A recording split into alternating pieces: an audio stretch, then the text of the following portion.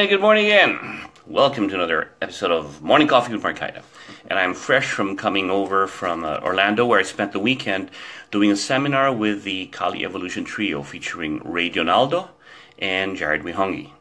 And these guys are such luminaries of Filipino martial arts. It was a pleasure working with them, where we complement each other's work, showing differences as well as the common things that we do. And it was a blast. One of the things I love about Ray Donaldo is I'm a big fan of his work, always was. He's the king of karambit, and his karambit work has influenced some of mine, absolutely. And Jared Wihongi, we all shared at one time the same teacher. Jared comes from Petite Tertia, of course, very military in his ideas of strategy. They call him Officer Jared. He was also in law enforcement. So it's a great mix of different people who share the same passions, and that was great. In that meeting, I want to share this. I was very excited about meeting one of Ray's instructors, and that was Larry Stone, or affectionately known as Stoney. And Larry is one of those people that when you meet them, you're totally blown away and you're totally impressed by these kindred spirits who have such sage advice, just the energy he brings with him. And one of the things that I enjoyed him discussing is about what is exactly a warrior. And I totally agree. One of the things I always say is, and I have this even on my website, it's not about how many you hurt. It's about how many you protect. And that I try to live by, because we are in the warrior arts. And to me, a warrior, and even Stoney agreed, because Stoney had said that a warrior is not just about being able to fight well. It's about being a warrior that's able to fight for their causes and to fight for the people that they're defending or the people that they care about.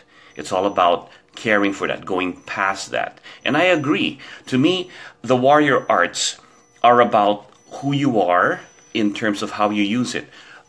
The perfect warrior for me is one who knows the before. Before meaning when I train, I educate myself of awareness, because now I know how things are dangerous and how to avoid them and how to protect them. The training itself is a here and now. It's actually happening.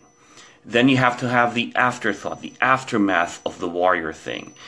You always have to, sometimes when we're training, we're like, oh, how did I end up in front of you with a weapon and we're fighting and training? What happened before? Did I study the before and try to prevent, try to make things better? What about the after? What's the aftermath? Somebody's going to the hospital, somebody's going to the jail, or somebody's going to the morgue. So a complete version of knowing how to use your knowledge gained.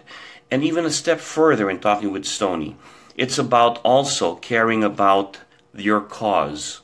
As a warrior, if it's how many you protect, then what about the people you're protecting? How are your actions going to protect them past the use of the combat, past the use of self-defense, or past offensively? In the same token, what about your enemy? They always say, love your enemy, know your enemy, because you have to have compassion. You see, in the combative arts, people who have been to war and people who've actually crossed that line, they say they have that 1,000-yard stare, a form of PTSD. War is evil. War is hard. Does it change you as a person? It does. And we have so many of our soldiers coming back, or people who've used it, just sudden violence. It changes their life. Care about them. Care to know to educate them. As teachers, we should always say, I care about you, so when I train you, I want to make sure that you use it for the right reasons, because if I don't, then when you use it, it's a reflection of my integrity and honor on you. You say, let's fight and beat up and everything. Really, that's great to teach that to the person, because when the first time the person does that, who's going to care for their soul? Who's going to care for their family? Who's going to care for them if they're incarcerated, or worse, if they're dead? So there's a big responsibility in that. So caring for the people that you're defending or they're teaching is very important to be a true warrior of wisdom. And these are the things that you want to think about when you're doing the arts and when you're doing anything in life. The before, the during, and the after. Make everything complete.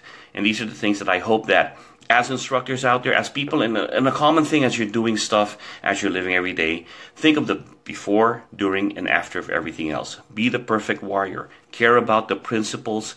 Care about the people you're defending. Care about your enemy and the aftermath of everything that you do. Take responsibility for everything else. Doug Marcaida here, Early Morning Coffee